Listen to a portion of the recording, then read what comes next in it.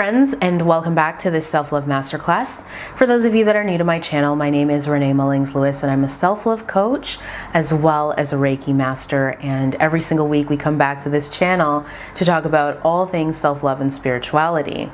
Generally I do videos once a week, but yay, this is actually going to be the second video that I come out with this week, so it'd be really awesome if I can keep up with this pace. But for sure you're going to get a video at least once a week, so do make sure to subscribe and to like and share and all that good stuff.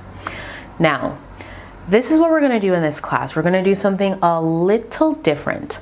And part of the reason why I'm mixing the structure up is because some of us learn really well by, having like very structured classes, and some of us learn really well just by stories and by hearing examples of how people handle things. So that is what I'm going to do today. I'm just going to share a story, something that I experienced actually yesterday. Was it yesterday? The day before yesterday with the bank. So there I am on the phone on hold with the bank. Now the thing that you have to understand is that this isn't my first or second or third or fourth phone call to the bank. The bank had made a mistake, a pretty grave mistake. Like I was being charged a lot of money for something that I never ordered, never wanted, okay? And it's racking up. So this is now my fifth phone call to the bank. So I get on the phone, and of course I have to give all of my information. I have to tell them the whole thing. It's like, this person at the bank has to read through everything. I've got to explain everything. So I'm already feeling, kind of frustrated. Not only that, it's a busy work day for me. I've got clients, I've got all kinds of things going on. I've got deadlines going on for school. It's, a long weekend here in Canada coming up. It's just a busy time. And I am now taking another hour to do this, to fix something that the bank promised on 4 separate occasions that they would fix. So needless to say, I'm feeling pretty frustrated by this time. In fact, I'm borderline pissed off. And so I get through 3 people because I get transferred and then transferred again and then transferred again. And I finally get to this 4th person. So now get this, 5, I'm on the 5th phone call. I'm now talking to the 5th person for this call. And I've sort of been through this whole thing each time I've called. So I've probably spoken to a total of I don't know, maybe 12 different people about this, right? So you can just get the world of this. And so I arrive at this point where I'm talking to this woman, and she's like, "Thank you so much for your patience." Now in this moment, I had the opportunity to pretend I wasn't angry or to be all zen and perfect. See, this is the lesson, and this is why I'm sharing this story, is a lot of us, when we are on our self-love journey and spiritual journeys, we have this idea or this impression that we're always supposed to be calm. We're always supposed to be positive. We're always supposed to be rational. We're never supposed to react. And because of this, it actually stunts our growth and our spiritual development, because it's we're experiencing something that doesn't feel good, doesn't feel right. There is something that is not okay with us, but we're not actually giving ourselves the permission to feel it. It's we're saying, no, you shouldn't feel this way. And that's actually when we have situations where we do react, and we react in a way that either embarrasses us or embarrasses people that we're with, or whatever the case may be. It's we lose control. And it's because we're being inauthentic. We're trying to be perfect. We're trying to not feel. We're trying not to react. We're trying to brainwash ourselves into thinking that the way that we feel isn't how we actually feel, right?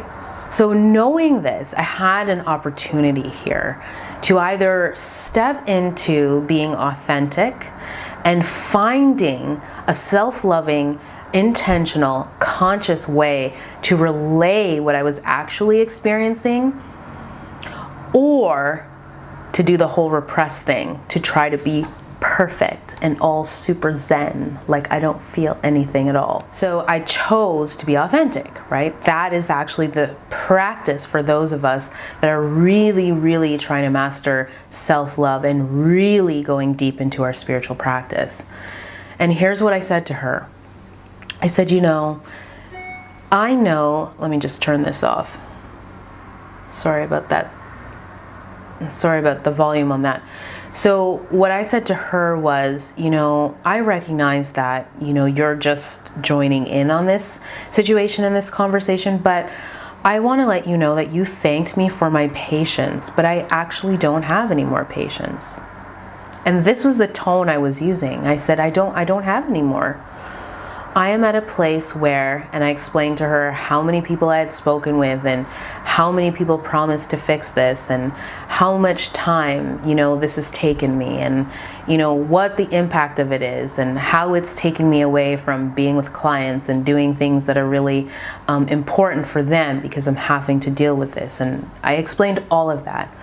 And I said, so I don't want you to thank me for my patience.